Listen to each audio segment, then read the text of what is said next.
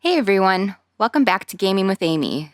I hope you're all doing well. As a kid, I wasn't very much into video games because in the 90s and 2000s, it seemed like all the titles were focused on combat, beating difficult bosses, and first-person shooters. While I dabbled in some of those, they were never for me. But what I did love about a game like, say, Kingdom Hearts, was the story and the relationship between Sora, Goofy, and Donald. If the game could have just focused on that without all of the combat, it would have been perfect for me, a voracious reader who loves a captivating story. I remained out of the loop in the world of video games for many years until I got myself a Steam Deck when the first one was released, and a whole new world was open for me. There were casual, cute, and story-driven games that seemed to be made just for me. And within the past several years, I've played a ton of narrative games with so much imagination and artfulness, some of which I want to share with you in this video.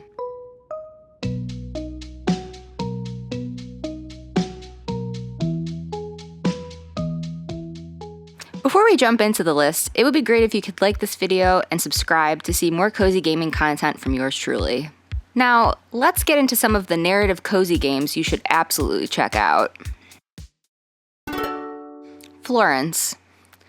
Something I love about video games is that storytelling doesn't come in one size or shape. For developers, the possibilities are endless. That's how you end up with a game like Florence. In Florence, you follow the 25-year-old title character through her daily life in 20 chapters and 6 acts. The game mainly focuses on Florence's mundane day-to-day, commuting to work, and endless scrolling on social media.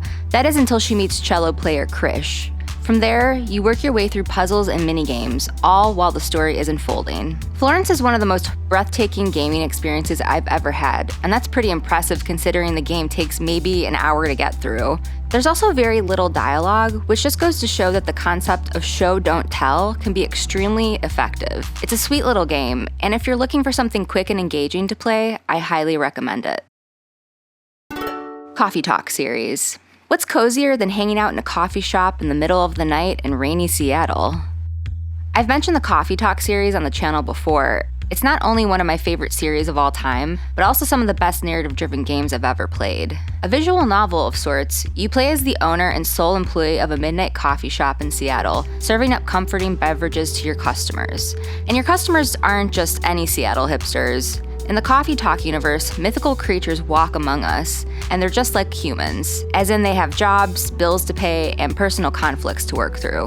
You, as their barista, serve up warm drinks and listen to their stories. But this isn't just a completely passive game. How you respond to customers and whether you make their drinks correctly will shape the outcome of the story and your relationship with them. I also have some good news for my Coffee Talk heads. We're getting a new Coffee Talk game this year, Coffee Talk Tokyo. So if you haven't played Coffee Talk or Coffee Talk Hibiscus and Butterfly before, you have plenty of time to fall in love with the series before the new game. Lake. If you've watched my channel since the beginning, you'll know that I absolutely love the game Lake, so it's no surprise that it's also on this list. In Lake, you play as Meredith, a software developer who lives in a big city and has a demanding and extremely annoying boss, something I'm sure we can all relate to. Meredith finally has the opportunity to take some time off of work and go back to her hometown of Providence Oaks, Oregon. Over the course of 2 weeks, Meredith fills in for her mail carrier father while her parents are away on vacation. You'll run into old friends and new residents as you drive a mail truck and deliver mail and packages in this adorable little town. What's so fun about Lake is that you discover little hints of Meredith's life before she moved away from Providence Oaks, and it unfolds as you work your way through the day's deliveries. You also have control of how the story will end. There are a lot of opportunities to make significant decisions, such as who Meredith will date and if she will go back to her life in the big city. Honestly, I was so wrapped up in the story that these decisions really had a hold on me, which is maybe a me problem, but I think it just goes to show how effective the writing is in this game. It's a lovely game with expert storytelling, great voice acting, and a gorgeous landscape to admire. What Comes After. If you're looking for an emotionally resonant game, you won't want to sleep on What Comes After. Made in part by the creators of Coffee Talk, What Comes After is a very short, side-scrolling narrative game that might bring a tear to your eye. You play as Vivi, a clearly depressed and exhausted young woman who falls asleep on the last train home. When she wakes up, she finds herself on a train for ghosts. Somehow, she accidentally entered what could be described as limbo because this ghost train's last stop is the afterlife, or what comes after. Vivi is greeted by the conductor, also known as the granny conductor, who tells her there's been a mix-up. But since the ghost train is on a schedule, Vivi must wait until all the passengers are dropped off before she can cross back into the world of the living. To pass the time, you can go through the train cars and speak to some of the souls on board, where you learn more about their lives and how they've come to terms with death. The souls also help Vivi realize that she is worthy of life, no matter how difficult hers might be. Contemplative and ultimately hopeful, What Comes After is great for someone who might be going through a rough time. Its messaging, as well as the length and ease of gameplay, are perfect for times when you don't have too much energy to spend on a more complex game. It's a true hidden gem, and one you shouldn't overlook. Emily is Away series. If there's one piece of technology I miss from my childhood, it's 100% AOL Instant Messenger. As someone who hates talking on the phone, it was the perfect way to connect with my friends when we weren't at school. Plus, you could customize your profile with information about you. And if you were feeling a bit emo, create a moody away message with some lyrics from your favorite songs. At least I think we were all doing that. Anyway, if you'd like to relive those days, or perhaps get a sense of what chatting on AIM was like, then do I have the series for you. The Emily Away series is a visual novel series that's presented through parodies of AOL Instant Messenger and Emily is Away, YouTube and Newgrounds comment sections in Emily is Away 2, and Facebook Messenger in Emily is Away 3. Each of the games involves you, a group of friends, and Emily, who is someone you may or may not be interested in romantically. It's kind of up to you to decide where the relationship goes.